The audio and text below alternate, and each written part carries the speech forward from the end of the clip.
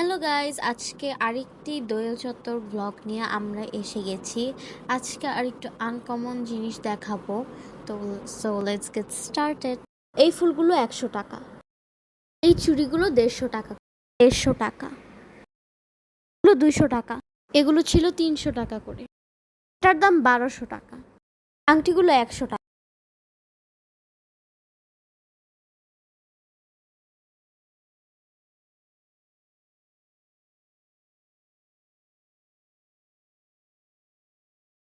পেন্টিংগুলোর দাম ছিল 500 টাকা করে।